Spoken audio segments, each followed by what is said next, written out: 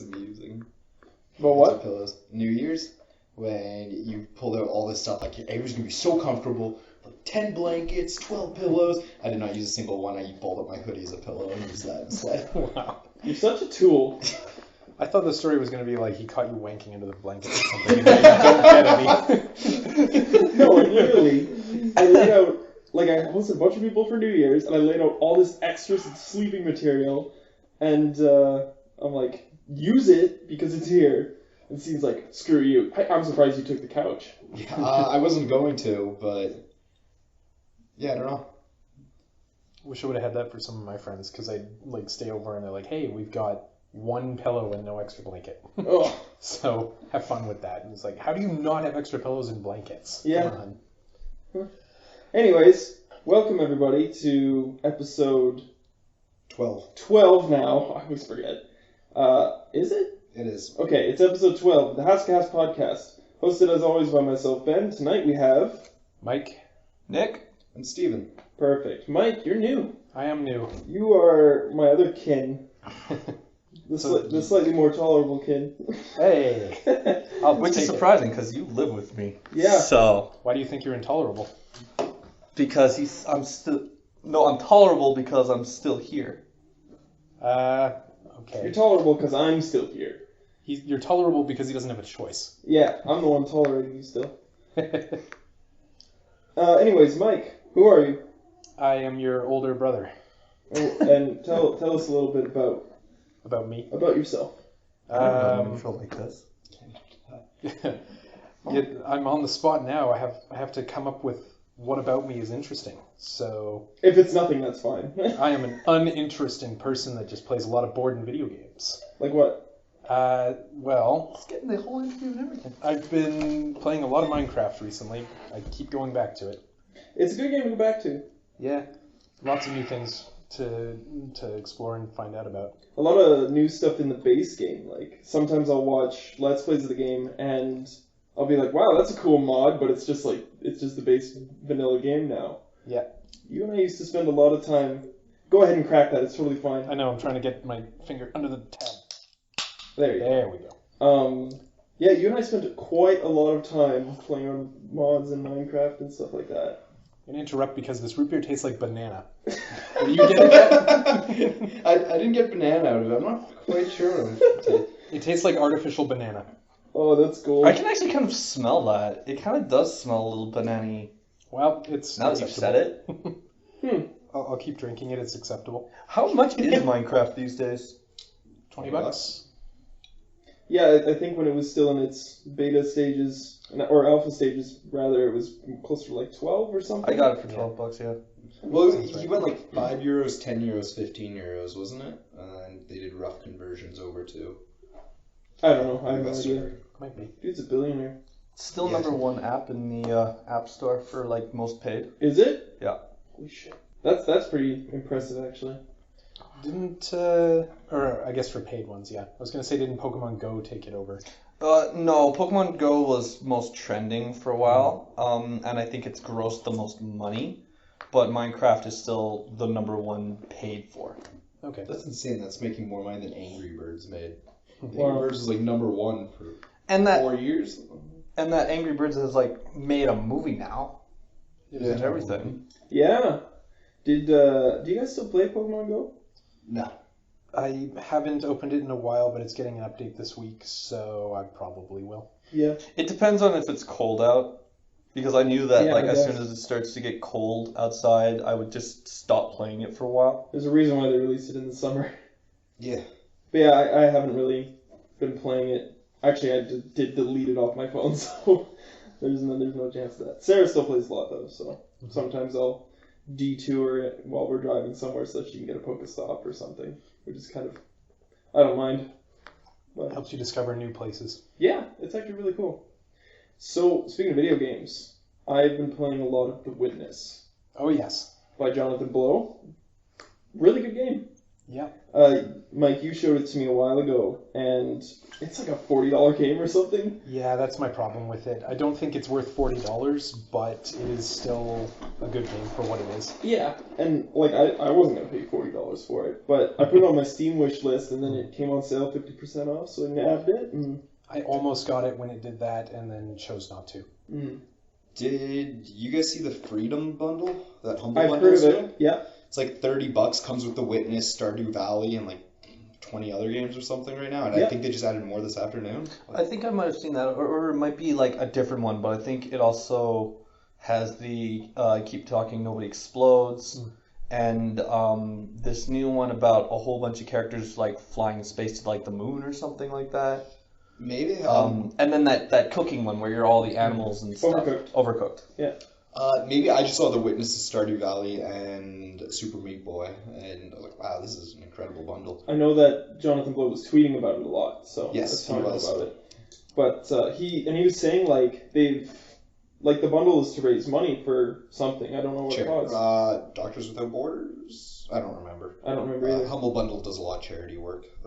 The last tweet I saw from him said they were over $4 million raised. Yep. Which is insane. For the Doctors Without Borders, or I don't remember if it is Doctors Without Borders. Wherever charity they're raising money for, like this bundle alone has raised over $4 million for charity so far. Okay, because I know Markiplier actually did a live stream not too long ago doing that, and I think he raised like $200,000 or something.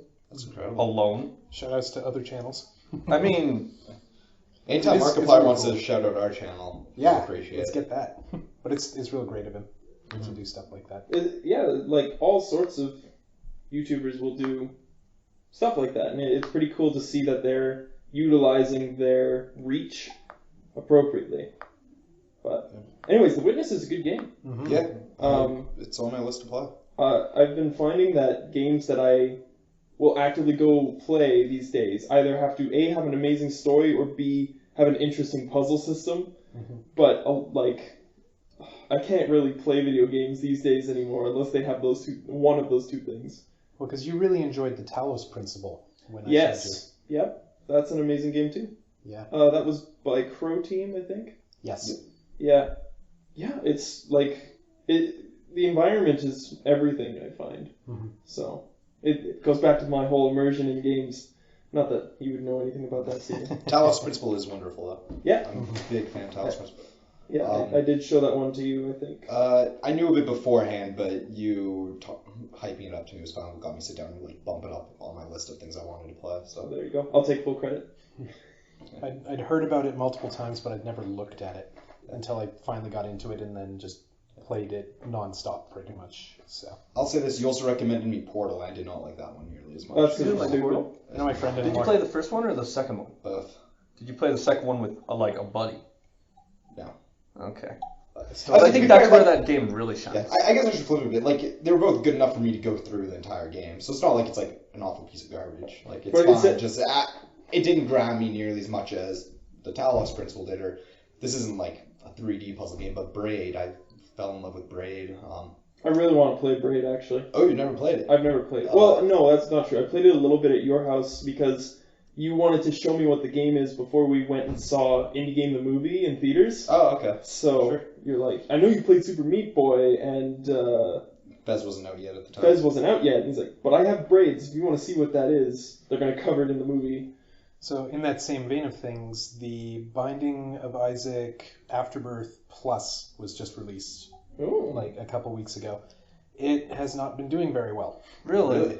It was released about 1 week after a fan mod, which was The Binding of Isaac Anti-Birth, and that one included far more to the game. It revitalized the entire game pretty much. It added separate paths and everything. So this one felt like a very lackluster expansion, but it was never meant to be a huge thing anyway. It was meant to be more of a platform that added modding support so that people could do that kind of thing. Yeah. But it's been trending very mixed since it came out, like 50% or lower. To be fair, how much did you charge for that expansion? It was $6.50 at release and would now be $11. Okay. Because I know, like, Binding of Isaac first came out, they charged $5 for it. I don't know if that ever went up or not. And, like, the first expansion was, like, $1. So if the second one came out, even if it didn't have much, but added, like, modding support and stuff, like, I was thinking it would only be another $1. Like, really? Are people getting funny about that? It's probably the most expensive part right now. And this is also, like, the 5th expansion if you count the Rebirth as an actual expansion when it was actually just rebuilding the whole game. Yeah, to make it not garbage and Flash. Yeah. Yeah, I remember that. That's by Edmund McMillan. Mm-hmm. Yes. Edmund Yeah. Miller. I'm a big fan of his games. Yeah. I like them.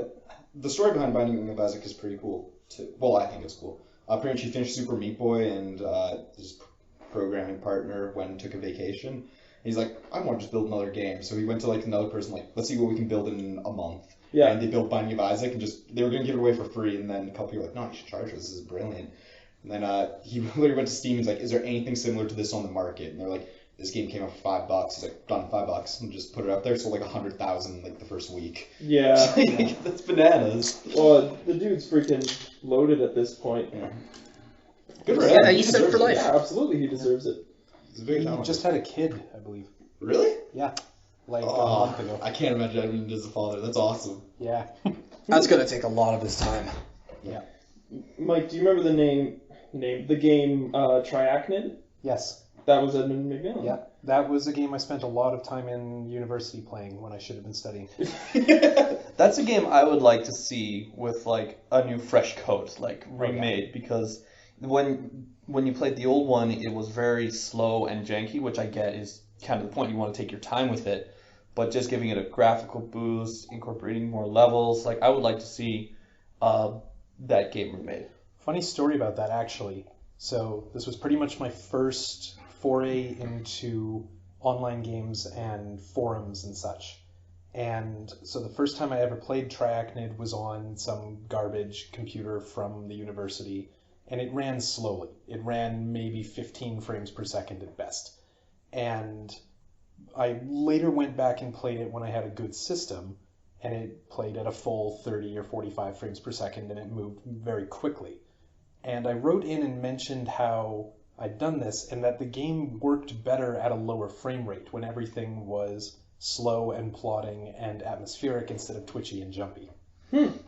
So it seemed like a thing that was really obvious to me, like, yeah, this game works better in this way, and I didn't even realize it was because it was running badly. I thought that's just the way it was, and when I upgraded, it made the game not work correctly. So. That's really interesting. Mm-hmm. It's interesting too, the fact that like how much a game can change. Like if you were to play more of the modern games with like slow frame rate or anything like that, like you would automatically do everything you can to get that frame rate up so that you can enjoy the game it is. But some certain games actually change atmosphere when they're slowed down, and I think that's pretty interesting. Do you remember Rayman 3? Yes. I was going to say that. Yeah, because when we were younger, we played that on a garbage computer, and it was so slow and laggy. It was like 10, 15 frames per second, but you could actually like see the bad guys coming, and you could like actually work out strategies in time to face the enemies. Dodge bullets and things like that. And then you played it at the full speed. And Yeah, but I much got it harder for game. PS2 and like tried it again, and I was getting hurt left, right, and center, and it's like I prefer actually playing this at a slower frame rate. Yeah, some games just need more pacing. Man, this is turning into a video game podcast. Basically, all we've talked about. I could change that. What do you want to talk about? So I'll talk about the idiocy of what I did, What'd you do? and it's going to turn into something fun for the whole family. Well, just you guys. So We're a family. Technically, most of the family is here. it's true. So yesterday I went to go and paint some more of my models because I've got a tournament coming up and I got to get them done. Okay. And walked into my room, my painting room, and I found that I'd left one of my paints open for like 2 weeks. Oh God. So totally dried out, and it's a base color that I need. So on the way here, Stephen and I stopped by the store so I could buy a new color of the paint. Yeah. So I'm covering the label of it specifically just so I can show you guys. It's this like dull red kind of color. Okay. So back in the day, this would have been scab red. Yeah. Do we get to guess the color? You're gonna have to guess what the name is. Oh, I like it. Because they ran out of the licensing for their old colors, which were all easy things like dwarf flesh or booger green or I'm pretty sure that was a color, and scab red.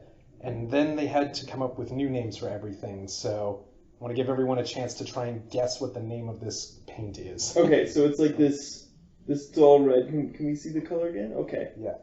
The actual color will likely not help, but I'm showing you anyway. I mean, I did change the lighting in here, so it's I'm trying to think of like a red object we could compare it to, but it's almost like a barn color, like but like a faded kind of barn color, not like a fresh paint, but like wherever image comes to mind. almost That's salmony. probably roughly around the So color. you're saying old barn?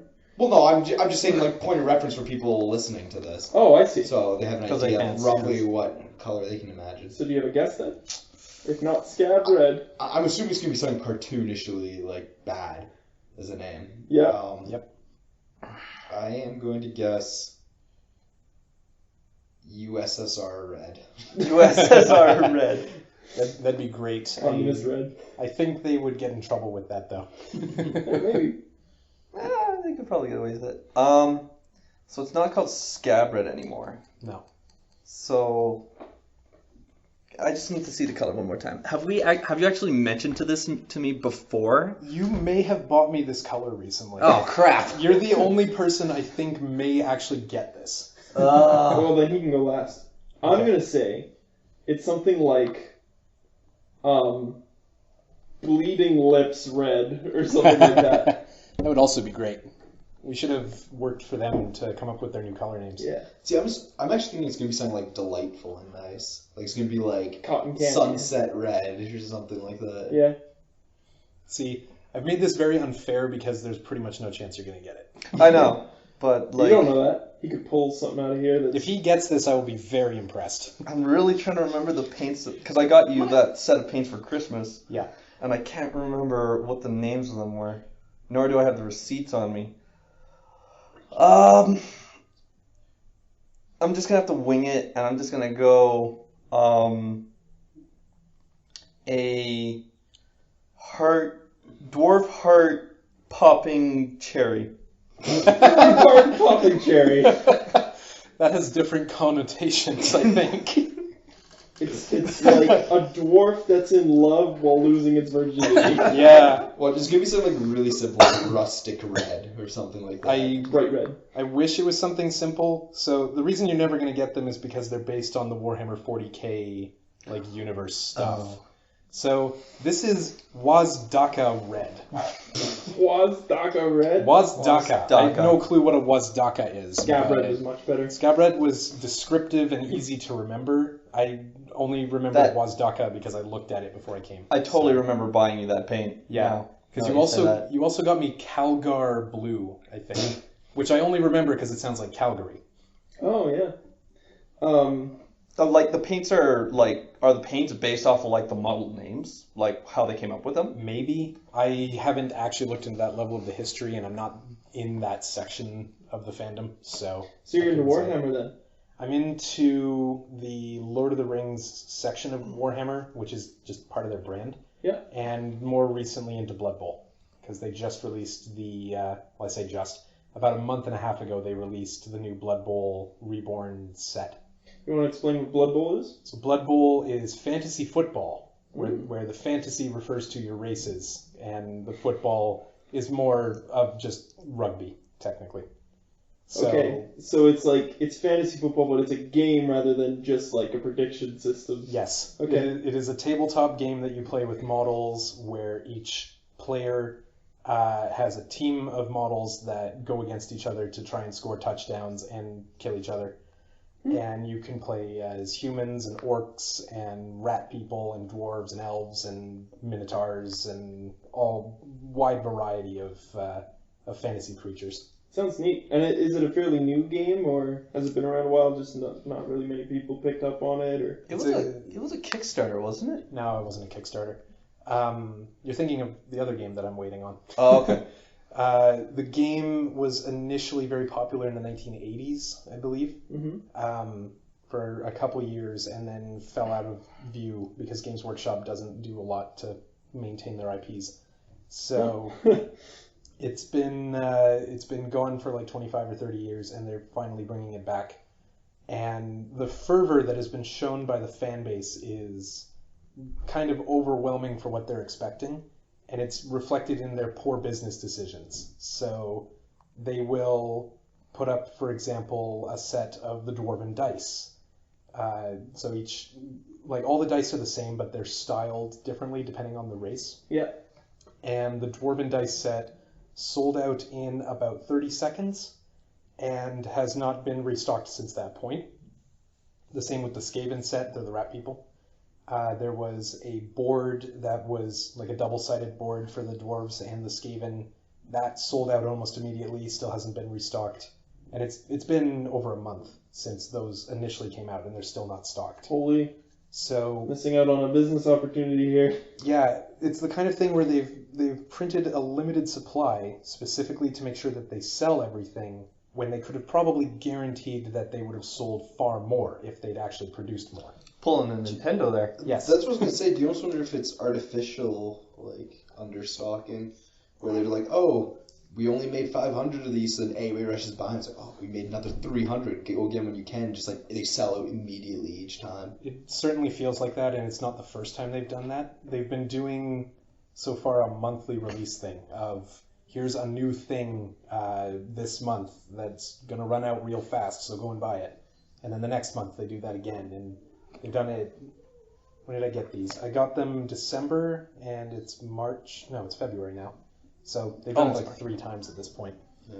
Yeah, because I got you the last set for your Christmas, along with all the paints that I couldn't remember the name of. Yeah. I still haven't put those pieces together because I'm still working on the 2 that I started with.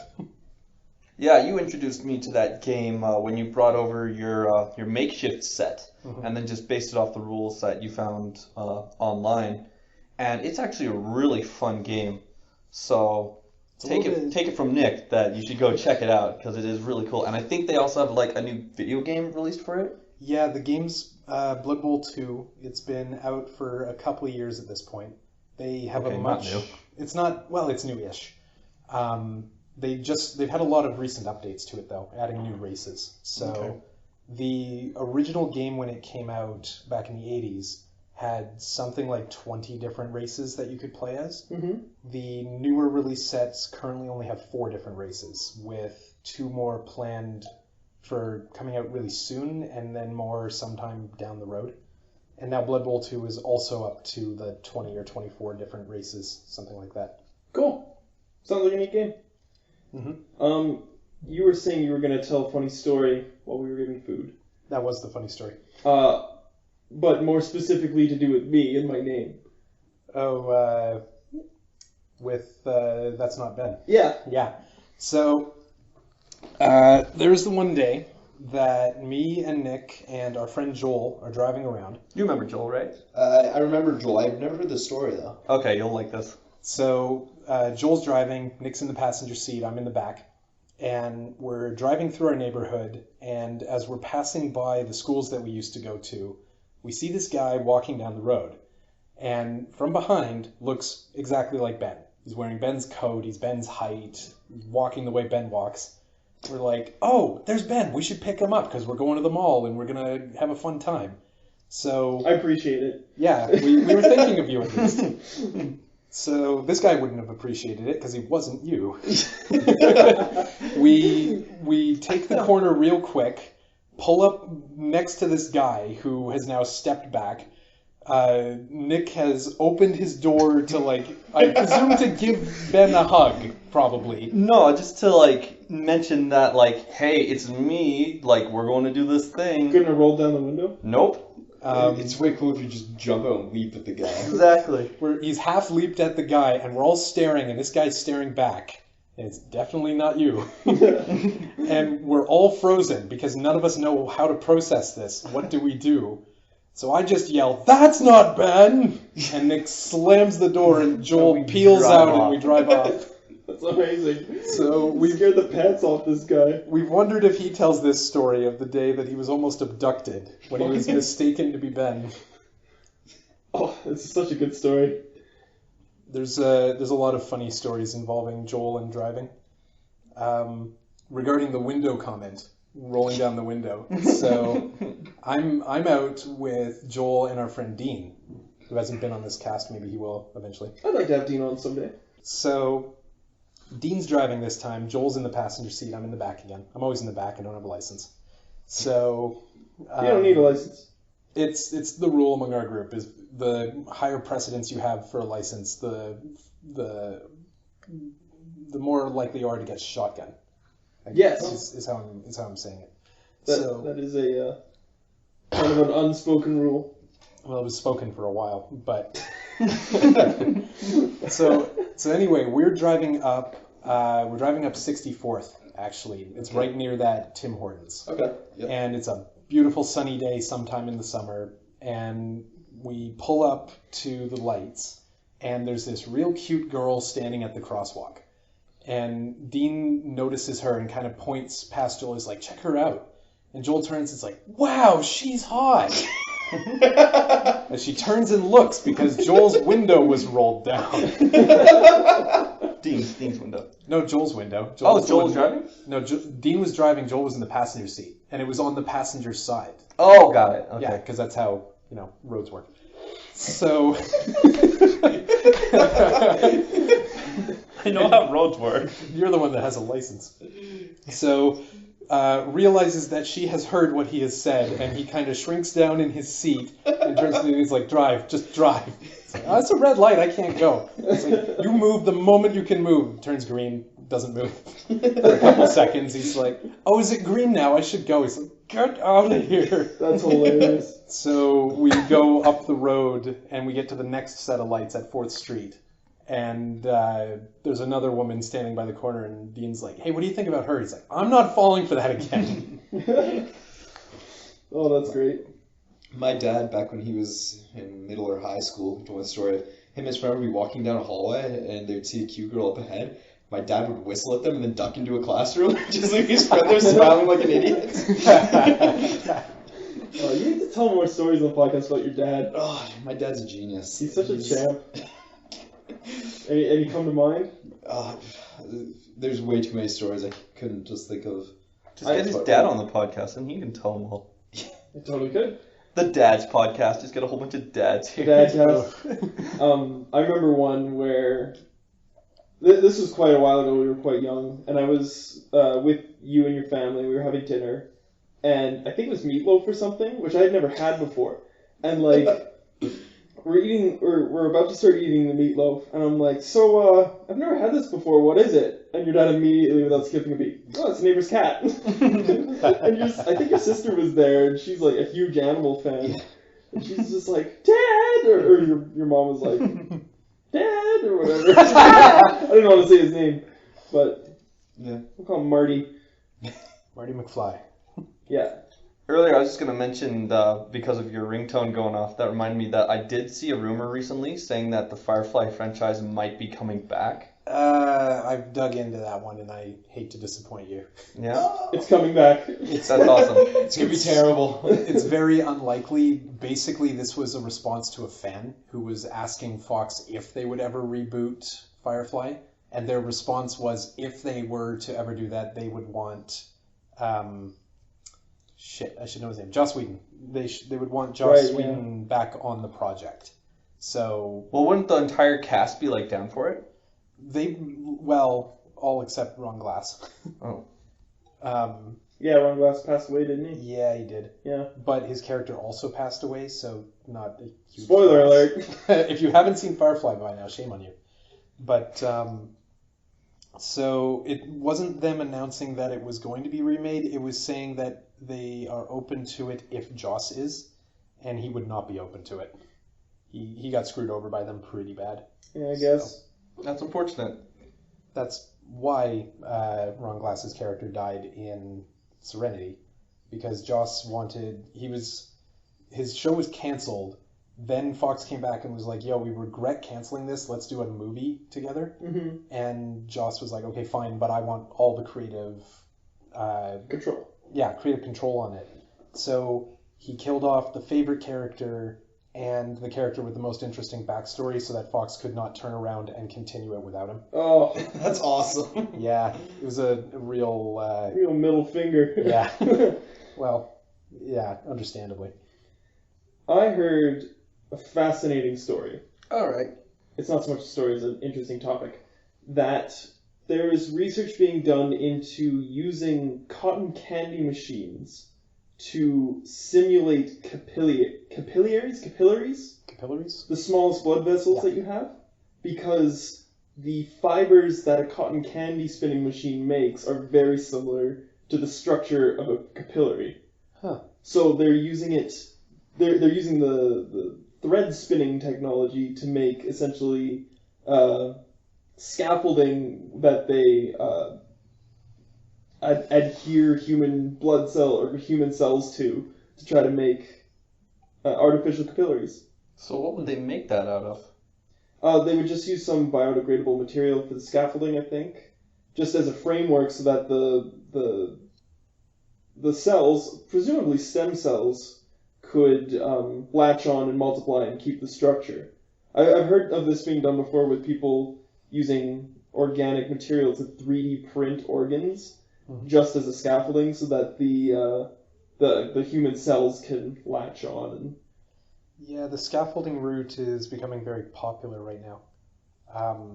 There was a thing similar to that I saw recently about there's an Alzheimer's medicine that's being tested which has shown remarkable stimulus of the stem cells in teeth. Mm-hmm. So there's a process that they're working on right now where they would put in pretty much a scaffold into cavities in your teeth and then give you the medicine and it would regrow your teeth.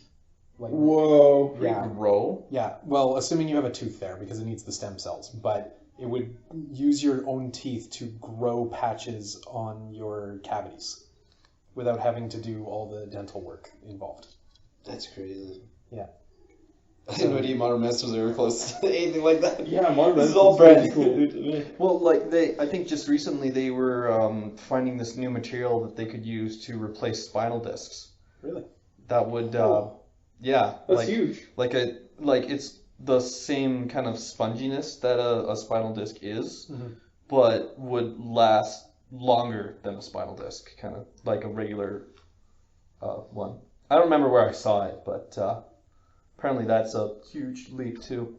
I guess you would know. You've had the most back injuries of all of us. I was going to say. What happened with that head transplant guy? Did that actually go through yet? I or thought that was the end of this year. is that end of this year? I haven't Yeah. looked into it. I just read about this earlier today. I'm pretty sure it was December 2017. That was the Oh. Chinese that did that, I think. Oh, I thought it was some. Or like some guy has like Germany. some disease or something, and pretty much he agreed to go under like for a head transplant to see like if they could get it done. Yeah. In the name of see if I can science. find it. Well, he had some kind of degenerative disease that was basically just going to rot his body. Mm-hmm. Yeah. So he has pretty much no choice. It's either he's going to die slowly and painfully in 5 years, or maybe be the world's first human head transplant. Yeah, Which would be insane. That would be insane. I would do it. Keep in mind this is just a Reddit headline, so it was as you will. Valery Spiridonov, a 31-year-old man who suffers from I have no idea how to pronounce this. A muscle wasting disease, which has left him in a wheelchair, has volunteered to partake in the world's first head transplant, which will take place as early as December of 2017. So who knows, Okay. it might still be 3 years out. Just Yeah. December's. Can I see if I can pronounce that word? Uh, Let's play Pronounce the Word. Yeah. sure. Already The guessed one the with pain. the weird blue Yeah. skull next to it. Wernig Hoffman, I'd say. Sounds like Romanian or something. Or German. Specifically his first name, I have no idea. Yeah, Valery Spiridonov. Oh no, I mean of like the disease. Yeah, the disease would be pronounced Wernig Hoffman, I'd say. Jeez. Pretty soon we're gonna have our own vision. Yeah. Speaking of vision, I've said this before. I would absolutely give up my garbage human eyes for robot eyes. Yeah. If I could have robot eyes, I'm down. What would you expect to be able to do with the robot eyes?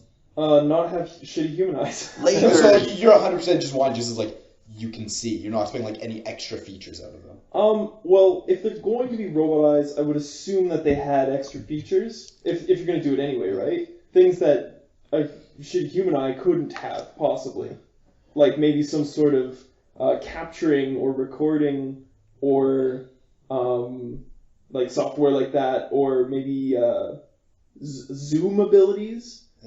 Also, so there's one, what features would you expect over one of it? Two, though, how realistic to normal, like, would you replace them for literally just two metal balls in your face? I think... Like, how realistic would these have to be before you'd actually be like, yeah, you know what, maybe I'd consider this? Well, as far as technology goes with glass eyes, they can get eyes pretty similarly, pretty similar looking to normal human eyes. So I would imagine that they wouldn't just be ball bearings in my head with, like, a lens on it. Yeah, but if you're wearing, like, wiring and stuff in them, Well, I feel like that's a different setup. I You don't could know. just use like contacts. Like obviously there'd be some clear, but if you just made the contacts so that they're not like see-through, and then just fuse that to the ball bearing, then all you would just see is just the regular eye. Right? I don't know. I'm asking this. You I could don't literally paint the ball bearings, so... know.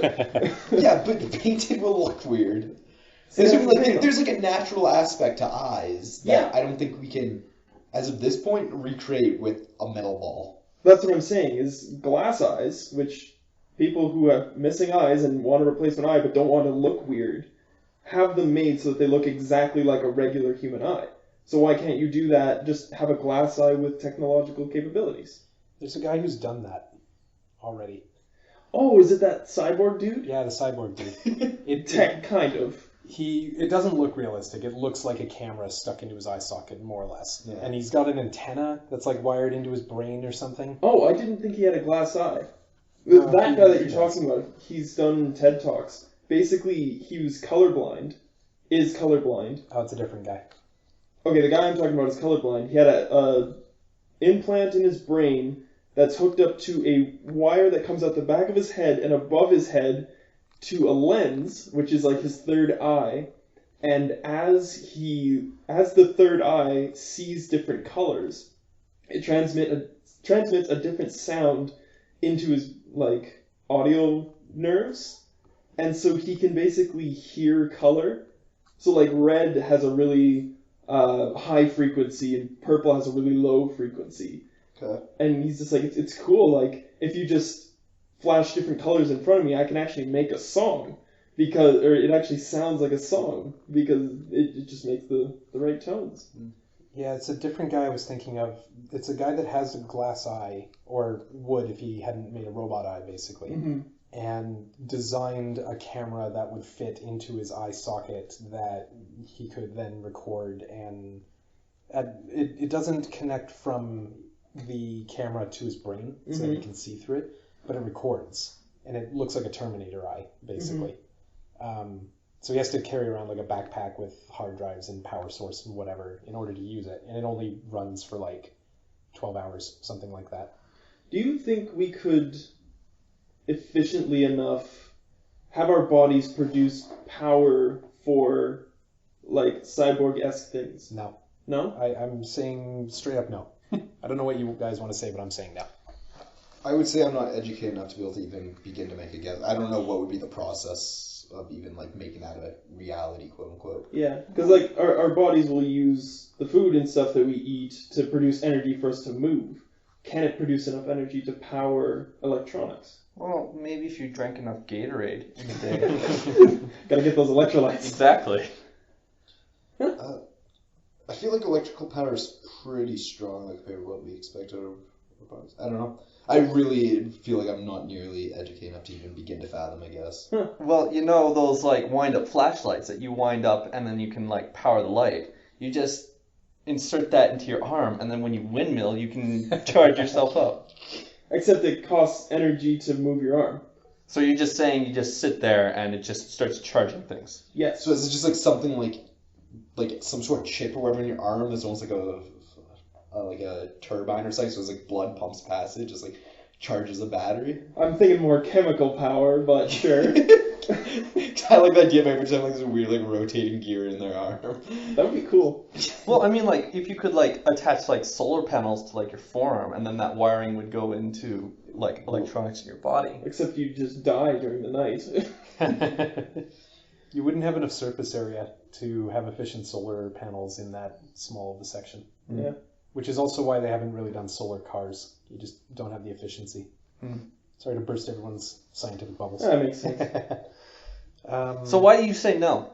So I say no because the amount of energy required to power a lot of our things is beyond what the body currently produces. Like, okay, so when you first stated the question, I assumed it was like the brain electricity, Okay. which is very, very low. You produce very little from that. Mm-hmm. That also basically led me into Inspector Gadget. Because that's literally what they do in that movie. Oh, man. In that movie, his robotic implants are all powered by the electricity coming from his brain. No. I'm not thinking about just the brain. Right. I'm thinking about, like, digestion. So your digestion is hooked into some kind of chemical reactor Yes. that powers some batteries, which are then powering whatever's hooked into your body. Yes. Maybe.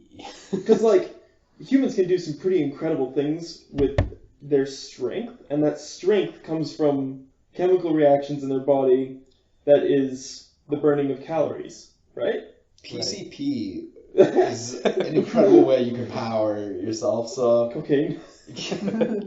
Gotta charge. That, Gotta charge so my iPhone. Maybe, yeah, like maybe, like I don't know, maybe the diet of everybody. I don't feel like people will go around taking PCP to power their cyborg guys, though. I think that if you just eat enough high-calorie things... So if you have enough PCP, you don't need robotic eyes. Yeah, I guess. So if you could do that, would you then live forever? Well, no, because this didn't seem like as a way to power your body. It was just to power, like, a USB hookup for your iPhone, basically. No, you could technically live forever if you didn't have a human body anymore and you were powering your cyborg robot body. So if you didn't have a human body, you were just a robot, and you could use... Well, that wouldn't make sense, because you need a human body to do the calorie process, so... Yeah. I guess all the things in your body that deteriorate, that would cause death by, like, old age and natural causes, replace all that crap with robot stuff, and then power that with your caloric... I don't know the words. Your digestive System. processes. Yeah. On that same topic, who here would, if given the opportunity, copy their brain into a computer robot type thing in order to live forever? I would. See, that's the thing. Copying your brain, then you have to make the decision of when you copy it. Would you want to copy it when you're older and have more experience and knowledge of things, or would you want to do it while you're younger, so then while you're growing up you could experience new things? Like, when would you want to do that? I feel like my answer is probably no, but it's like if we're transferring to a robot, does that mean me or a computer or whatever? Does it mean me as a computer continues to, like, can I still continue to live and exist, or is it just like I can only, like, replay my memories from within a computer? I would assume you can continue consciousness. So I'm pretty much like I'm a robot that looks like a human. I just continue existing. Yeah. Yeah. Is that the idea? You basically have three scenarios. You have the Soma scenario, which I'm not sure who all here has actually seen the video game Soma. Excellent game. I know of it. I've never played it or anything. But Follow up Spoiler with alert. Amnesia. you can talk about it. I'm probably never going to play it. Okay. So- Follow up with Amnesia. Yeah, major spoiler on that one. The plot is that people's brains are being copied into computer hard drives and then uploaded into robots in order to have a workforce. So in that case, you still have more or less full functionality, or whatever functionality your robot has. The downside is that it is a copy, it is not a transference. So your brain is copied like a snapshot, and then that's uploaded into the robot. Okay, so I'm still continuing to exist as myself, just this Well, there's a 50-50 chance that it'll actually be you in the other robot. It will be... Wouldn't that be the preferred thing? That's what you're wanting. This is the whole concept behind the game. Yeah, like, because- It's a little bit different than that, I think, but I don't want to say too much for, like, spoiler territory. Right. We've already given a spoiler alert for Soma. Pause the podcast, go play the game, then unpause the podcast. Okay, now that that's covered, Now that that's covered. I thought that in the game it wasn't a 50-50. I thought it was literally just a copy. Like 100% copy, and now they're in both bodies. Right. What I mean is that from your stream of consciousness, you will reach the copy point, And then one of two things will happen. Either in your stream of consciousness, the copy happens and then you continue on in your body as usual, or your stream of consciousness is you are copied and now you're in a new body in a robot. And both of these happen at the same time, and they are two separate streams, but they both feel like they're the real person. So something along those lines. So there's no guarantee it would really work. You're right, Mike. Well, yeah, because like if nothing else, then that would mean that me as a person would still technically die, and there would just be this other me that's living. In which case, I don't know if I'd do it anyway. Even if it was like I'd be transferred over and then live as a robot. I feel like the only way I could be convinced to do that is if enough people I care about were willing to go through with it as well. Right. I don't know if I'd really want to do it just on my own accord. If I was dying and I had the choice of just stopping to exist or taking that 50-50 chance, I would take the 50-50 chance. Well, it's not really a 50-50 chance, because you're going to die still. That's the thing, like, your consciousness making this decision is going to be the consciousness you stay with. No. Here's how it works, is that the event where the split happens, and you are either going to continue living the consciousness you previously were and you're going to die, or you are going to live this new robot consciousness. You don't get to pick which consciousness it is. It's just like getting to pick whether or not you're boy or girl when you're born. It's like splitting your soul. Yeah, but both of them are going to exist at the same time. Yes, but one of them's going to die, right? In my scenario. Yeah. In my scenario. Yeah. It's like if you... I kind of disagree with that idea of it. I think that, like, you, the person who's making that decision, is technically... Like, that person is still you, so that person's still going to die. So, like, there will be this other version of you that's continuing to live. Go ahead, Mike. So that's the first scenario. Oh, God. That's the Soma scenario. Part 1. We still got to stay tuned next week for part 2. The other ones are much quicker. Okay. This is a good cast. I like this. I'm having fun. The second scenario is the Zola scenario from Captain America Winter Soldier. Spoilers for that if you haven't seen it. Go pause this. Go watch Captain America Winter Soldier. Unpause this. So Zola's brain gets copied into a computer and lives in the basement of the Hydra base until he tricks Captain America. He's the German scientist, right? I do not Swedish. remember this Swedish movie at all. scientist. You don't remember Winter Soldier? Winter Soldier Was that the second Captain America or the third Yes, Captain America? that's the second one. Was there a third Captain America? Yes. Yes. That was Civil War. Civil War. Oh. That's besides the point. Okay, sorry. Continue. I saw it in theaters, the second one, but I don't remember anything about it. Wasn't that memorable. So in his case, that is a transference. That is, his brain was transferred into hard drives, basically, in the 50s or so, 60s possibly. And he lives on as a bunch of, like, miles of magnetic tape, pretty much. And then comes back for all of 2 minutes in order to taunt Captain America until he gets blown up. Yeah, literally. That's his whole point in the movie. So there's that option. You are stored in a computer and you can kind of think and react, but you have no autonomy. You are stuck in a box at anyone's whim to be turned on and off or whatever. And then the third is the Cyberman style from Doctor Who. Mm-hmm. I'm not even sure that's a spoiler at this point. Go watch all of Doctor Who, including the stuff from back in the 50s or whatever. That's when the Cybermen were introduced, so yeah. And then come back and watch the podcast. Let's do it. So 6 years later. Okay, I found the guy. Yes.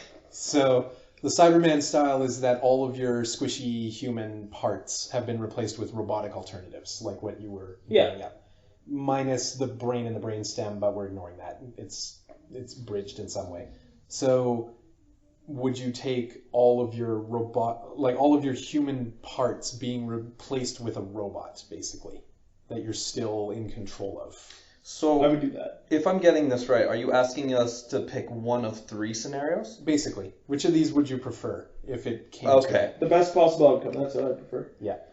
I think that third one where I'm transferred away from the decaying human meat bag that I'm in and put into a much shinier, sleekier... It's just incredibly painful. I say this is actually interesting because there's an old philosophy problem, or not problem, but a thought that I can't remember what it's called. I've heard 2 different renditions of it. One was a boat that keeps getting fixed over and over, and one was a sock that keeps getting patched. At what point is it not the original item anymore? Right. Yeah. I'm trying to remember that now. I know exactly what you're talking about. It applies to the fact that we're constantly regenerating new cells, and at what point is Well, at what point do you no longer have original cells from your conception? Every 11 years, apparently. And then, I are you a think different person? it from a philosophy perspective, compared to a biology perspective. I think from a philosophy perspective, it's way more interesting than just every 11 years we're a new person. So then, which one of 3 scenarios would you choose if you had to do it? If I had to, I feel like getting my consciousness switched. If my goal is to live forever, I feel like getting my consciousness transferred, in which case, like the second one, is the best way to go. That's interesting, because I think I would choose the first one. The 50-50 chance into a new body type The thing? 50-50, because I know that, like, the one that the person that's going to be in the new body is still going to live on and have its own thoughts and whatever. And, like, whatever happens to me happens to me. But at the same time, in that case, does the soul get, like, split? No, I think it's more of a, you either get to live the copy's experience or you continue to live your own. But once you're dead, and then your copy just continues without you. See, that's not exactly what happens in the game, though.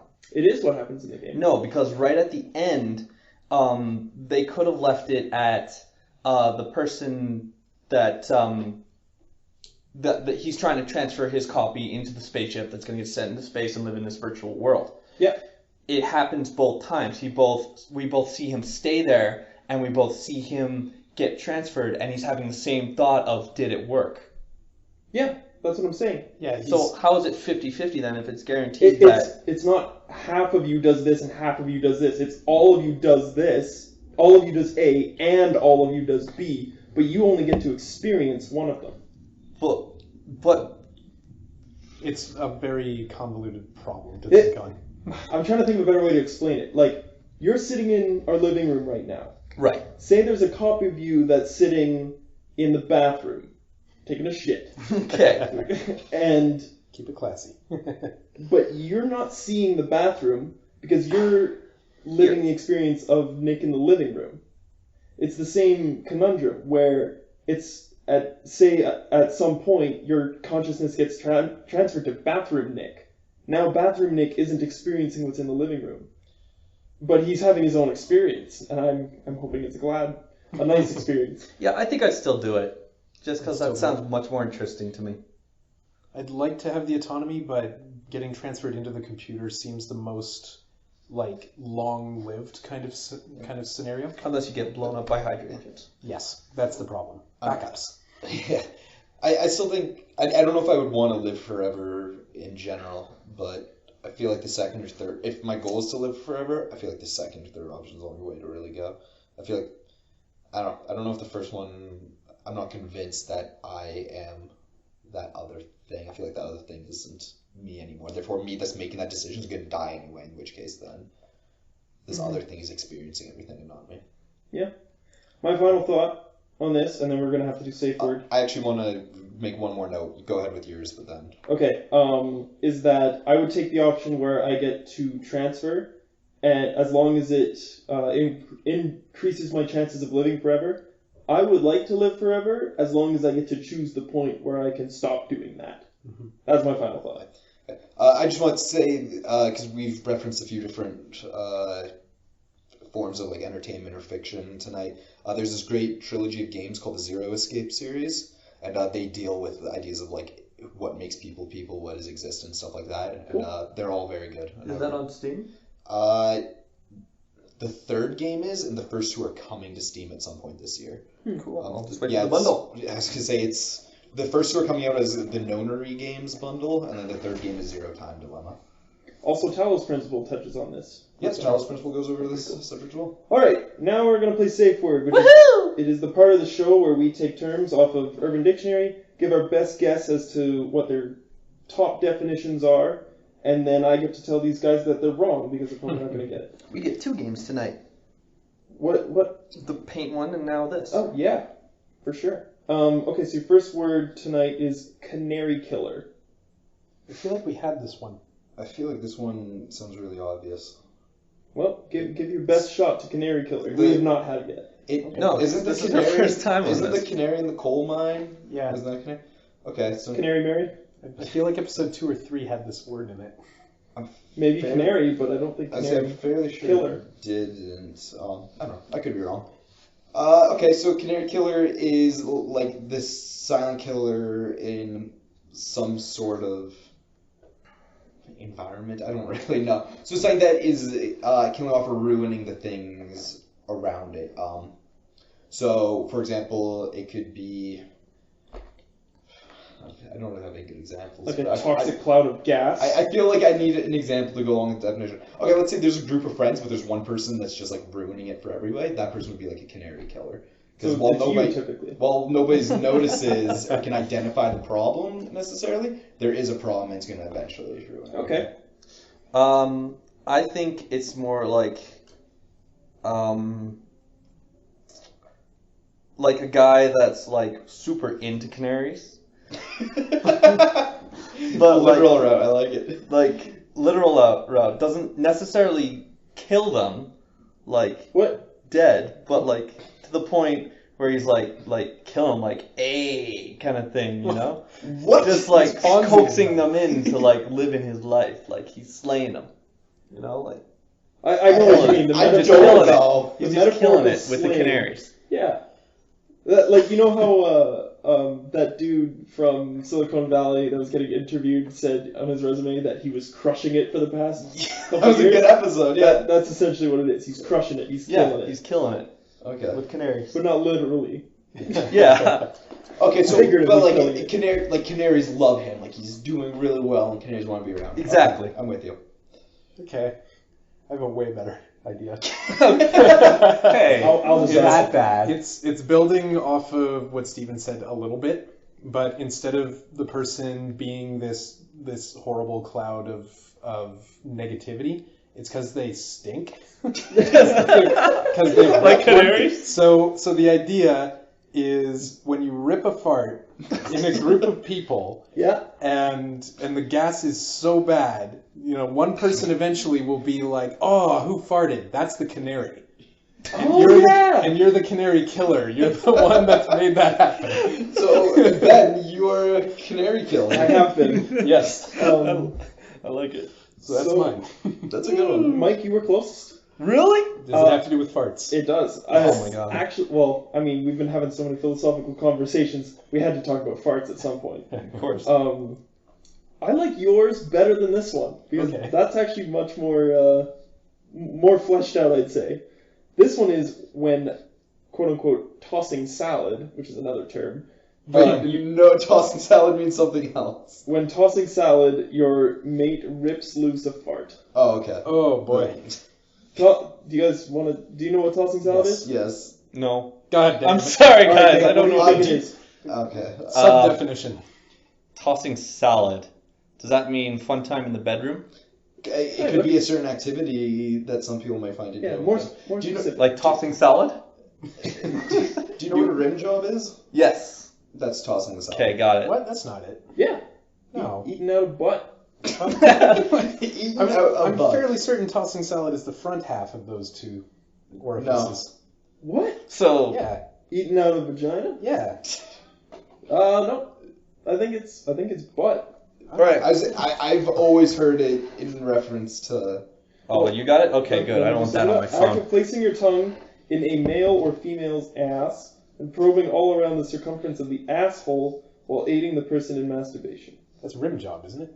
That's tossing It's the salad. same thing. What? Both those are the same thing. Why would you have two different definitions for the same thing? Oh, there's way more than just those two phrases. I know, but Anyway, we got through Canary Killer. Next one is break the seal. Oh. That's very similar to the term breaking the ice, in which you have a whole bunch of people just jacking off in a circle. Yeah, where is this going? That's one way to break the ice. So then you're all, Guys, it's we're gonna pretty get much a real big circle comfortable jerk. It's a big circle jerk. Yeah. That was going entirely differently when you started, because you're like, it's like breaking the ice, and seals live on ice, so breaking the seal. See, you're thinking too much into it now. No, I'm It's thinking just a big just the right circle amount. I'm gonna say along that section that it's like when you go clubbing, but it's seals. Oh, I see. It's a party of murder. Oh, There's a song by Great Big Sea about that. Yeah, there is. Good song. That's funny. Steven, you got something? Break the seal. breaking the seal is when you have sex with a virgin girl. Oh, it's like breaking the hymen. Popping the cherry. Popping the cherry. That was what I initially wanted to go with. I decided mine was better. I don't really like mine at all, so I think you made the right choice. I think mine was a piece of garbage, but... You're all wrong. Yep. Great. Top definition, breaking the seal. The point at which you first piss after you've been drinking, and at this point, of course. you'll be pissing every 10 minutes. Of course, I totally know that one. So you pee once, and then you're just going to have to keep flushing out that alcohol. But the moment you do it the first time, it's going to happen very frequently. But if you hold off, you probably won't have to do it. I feel so stupid now. I should have known that. You look stupid. Just kidding. Love you too. There you go. That's break the seal. The last one I have is the Roman war helmet.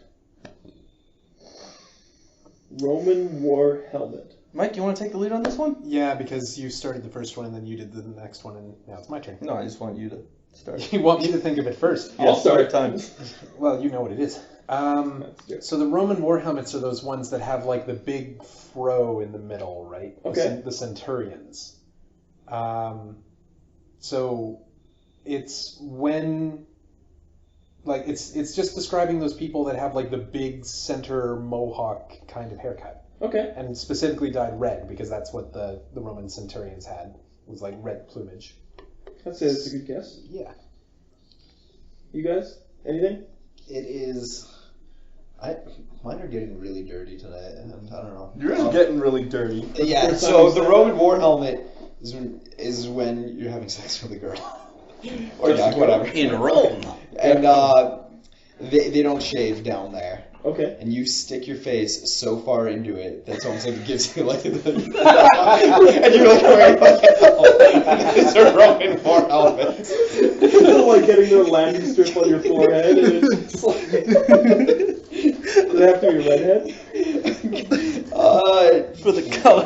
I don't care. I don't know jack about Rome, I'm going to be honest. So, that's a great answer. It wasn't until Mike said the bit about like the mohawk type thing at Tom. I was like, is that what it is? Well, that's gold. I don't know how I can top that. You don't have to top it. No, like... You just have to get it right. Well, he's... There's two avenues here. Let me think about this for a sec. Roman war helmet. I'm just gonna go something really simple in that there's a piece of... What's the word I'm looking for? Latex. No, not latex. Simon. Jeez. Okay, so it's like a helmet that you can get to liven up your sex life, kind of like how you can get those masks and things like that. Like a sex hat? It's like a sex hat. I thought you were going with like a cock ring, but it's a helmet for your junk. Little helmet on your knob. Have you ever seen the gif of the guy who's just like his junk, he like pulls back the foreskin and it's just a fedora on top? Oh god! I kind of want to post links to that. I kind of also don't. I gotta ask, what's a sex hat? Yeah. It's just sex party song, if I remember correctly. Danny at one point when he's like, we're gonna have sex tonight, we're gonna do this. I'm gonna put on my sex hat. Yeah, he totally does say that. Was it? I think it might have been during Unicorn Wizard. Maybe. Yeah, maybe. I think. But yeah, it's pretty much the hat that you wear when you have intercourse. It just happens to be a Roman war helmet. It just happens to be a Roman war helmet. They've been telling me at work we need to wear a lot of hats, so... Yeah. Maybe you should get a Roman war Good helmet. thing you work from home. Yes. You're all wrong. Yeah. The Roman war helmet is a sex move. Oh. It's when the I male... feel like I'm close to this then. You had sex move at least as the category. Yeah. It's when the male places his balls on the female's forehead or eyes, depending on how long the penis is, and then lays his penis downward so that it's laying on her nose. kind of Squidwarding, I guess you could say. I'm pretty sure I've only ever heard that as Squidwarding. So, are you Squidwarding, moving or do you just lay it there? You just lay it there. It's like a Flop it helmet. out. I've heard that called something else too, but Anyways, that's what it is. We did it, guys. We made it through safe word. That's... Whew. barely. Oh. That went places. Oh, it went all sorts of great places. Mostly the genitals. Well, what other places are there to go? Look at my list here. Oh, Mike. Mm-hmm. A while ago, you did a thing called the Burger Baron. Yeah, I did. Do you remember that? That was a very long time ago at this point. Is there any inkling that you would do something like that again, or continue it, or? It's something I could do. Back when I started, for context, because no one else. I have knows no this idea is. what you're talking about. What is Burger Bear? So Burger Baron. I Yeah. think I know this. I told you about this last All right, night. I'm out of the Okay, loop. that's where I was. That's why it's on my Sounds list of familiar. things to talk about tonight. So back just after I had graduated from college, I wanted to start a blog because, as you know, I prefer burgers everywhere that I go, and I'm very particular about my burgers. So the idea was to start a blog where I rated burgers from everywhere that I ate. Oh, I think you did tell me this. Kind of. A burger reviewer. A burger reviewer. This was like 7 years ago at this point. So Okay. a long time Dated ago. yourself. Well, yes. So with today's setup, because back then blogs were hardly even a thing, I think I made a blog on Blogger and no one saw it because it was on Blogger. I could probably remake it on Tumblr and it would do fairly well at this point. Yeah. It would be something that would be fun to do. Just go out, all out and vlog it.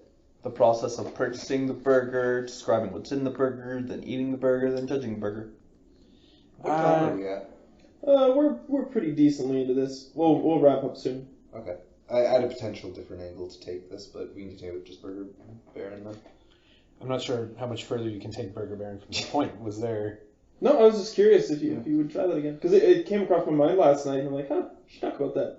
About my Burger Baron days? Yeah. I had about 5, maybe 6 reviews in total. Yeah. The best one that I ever had, and unfortunately you can't get it anymore, basically, was from Swiss Chalet, and was particularly because they used grated marble cheese on their burgers. And it was fantastic. They also had like really good pickles, and the meat was really well cooked, and the bun was one of those buns that is basically there to hold things, but it doesn't get in the way when you eat. Mm-hmm. I thought about this a lot. Apparently. And that had my best rating. That was like a 9.5 out of 10, something like that. Cool. But they don't do that anymore. And so they've changed out to a pretzel bun, and they've changed their cheese, so it's like a Kraft Singles thing. So it's now just this legendary bun, or legendary burger. Yeah, that you can not get anymore, which is too bad. Sorry, Steven, you had a direction you wanted to go?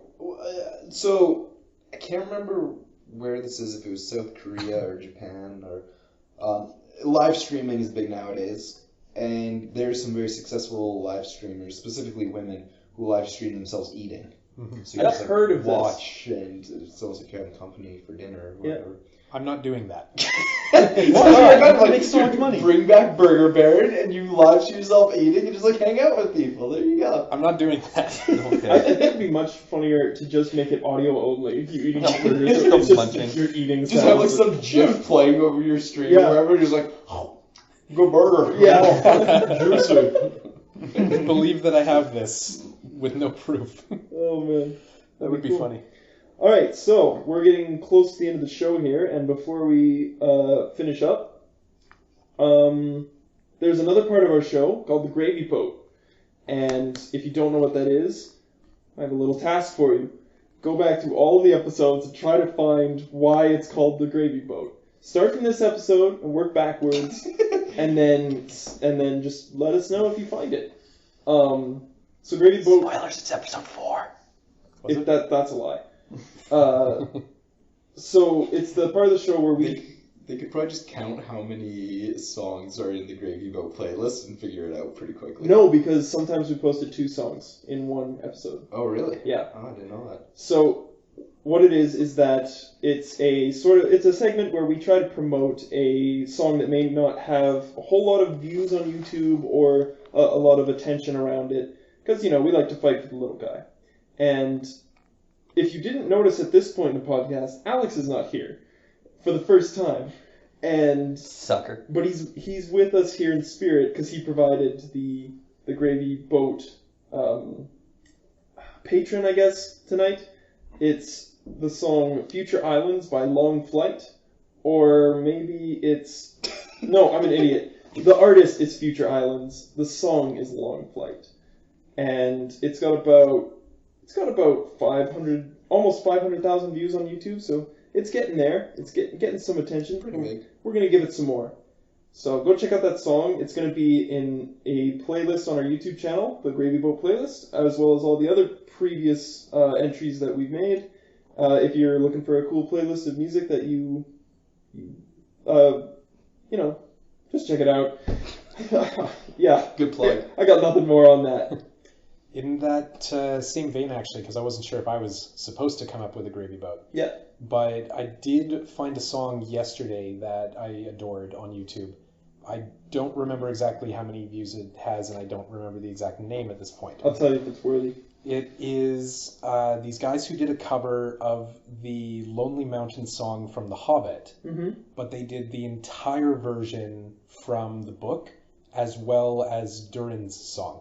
Okay. So it's about 20 minutes long. Yeah. And sounds basically exactly the same as the style from the movie, and it was fantastic. Do you remember who it was by? No, I can look through my history to look it up so that we could post it, or post a link to it. Okay. But I don't remember what it is off the top of my head. So it's almost like a Hobbit-style, not melody.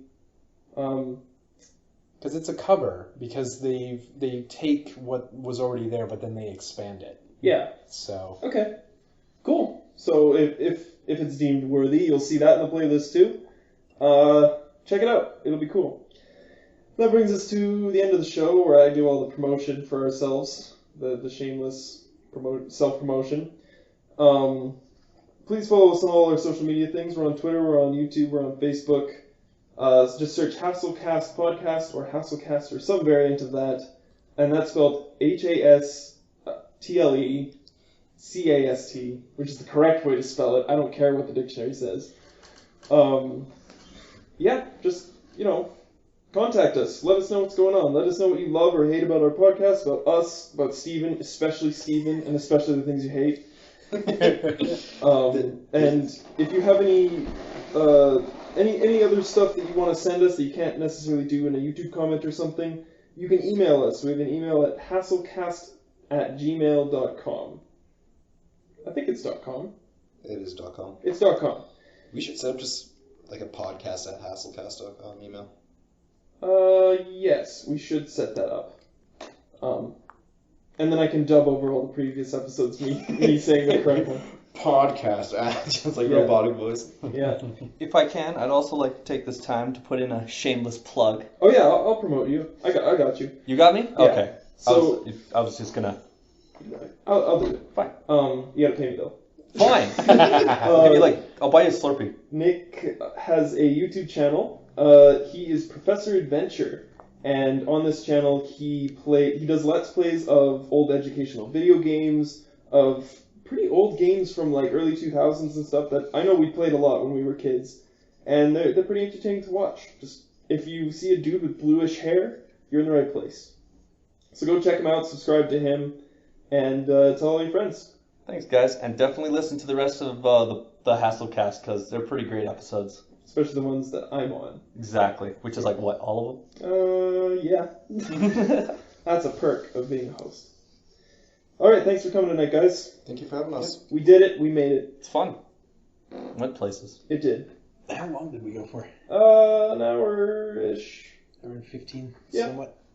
Bye!